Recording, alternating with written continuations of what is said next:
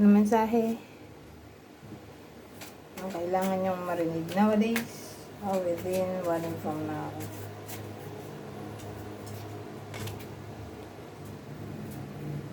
Sweetheart. Pure, unconditional love, beloved.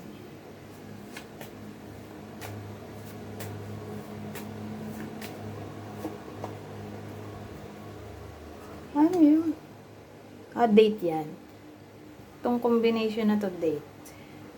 May iba sa inyo magkakaroon ng date. Date gumala. Date makipag-eyeball. Makipag-meet.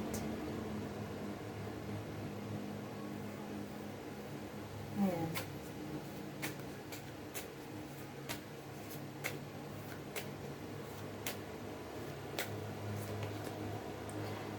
Meron tayong fuel. Ano to?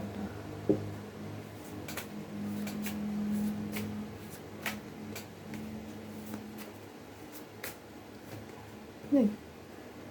Kakatakot naman ito. Pangit ng combination.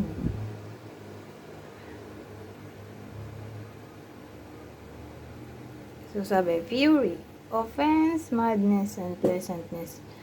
Disturbance, obscure, irritation, supernatural.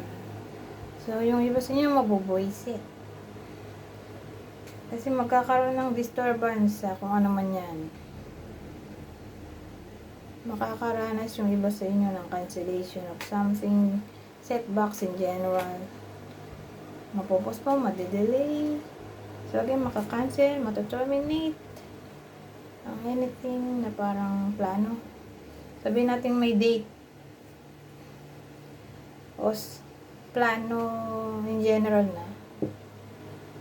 na kayong dalawa lang maglavos kung couple. Plano nyo yun. For some reason, baka di matuloy. Tapos, dahil hindi nga matutuloy, mabubuisit.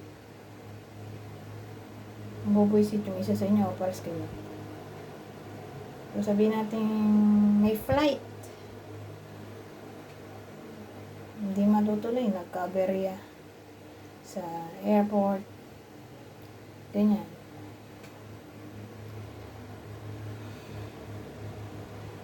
O sabihin natin may paggagastusan sana. Kaya lang yung ipon nagastos sa ibang bagay.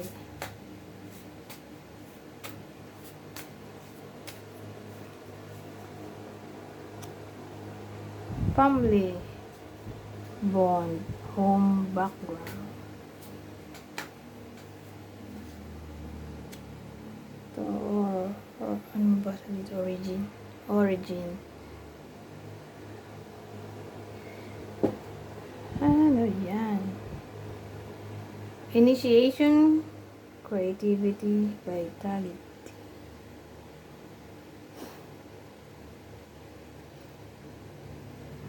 Yung iba sa inyo, magiging creative. Lalo na kung pamilyado. Kung di mo pamilyado, edi sabihin natin magkakasama pa rin kayo ng biological family.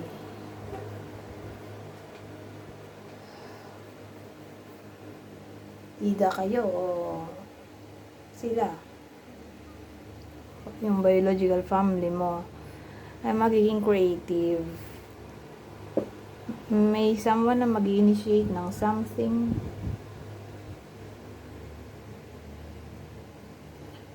Parang gusto lang lagi nasa bahay. Yung iba sa inyo masaya kapag nasa bahay. Ay gumala.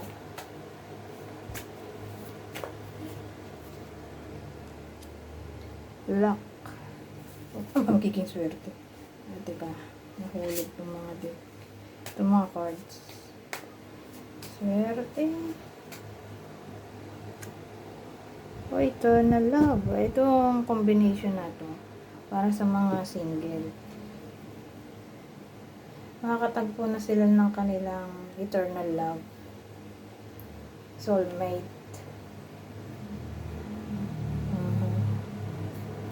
So again, yung dalawang yan applicable lang sa single. Natatagpuan na nila ang kanilang soulmate. Sabi nga dun, eternity, consistency, soulmate. O baka naman yung mga inner relationship ikasaril na. Kasi may reward doon. Luck, jackpot, fortune, reward. Stubborn, ano to?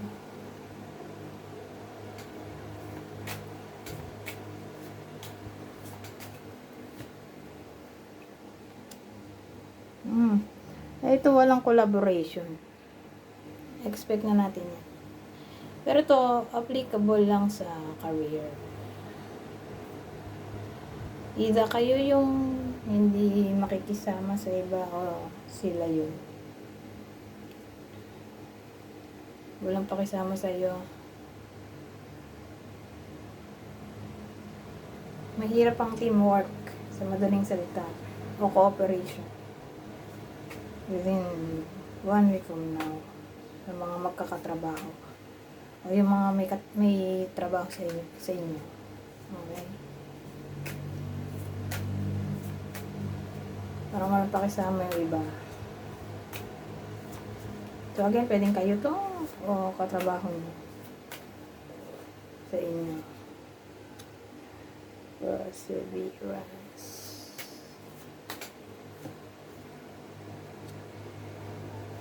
Ito determined.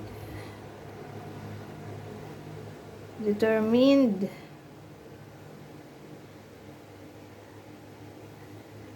na mag-work na solusyonan ng lahat ng problema. Pero to tingin ko applicable lang doon sa may problema sa work o magkakaroon ng problema sa work. Sabi ko nga kanina, walang cooperation, walang teamwork, walang collaboration. Kung gano'n man na may problema sa trabaho, determined yung iba sa inyo na maayos para walang kaaway, para maganda magtrabaho. Walang iniisip na kaaway. Determinadong ayusin ang problema. Anyways, hanggang dito na lang. Goodbye po na.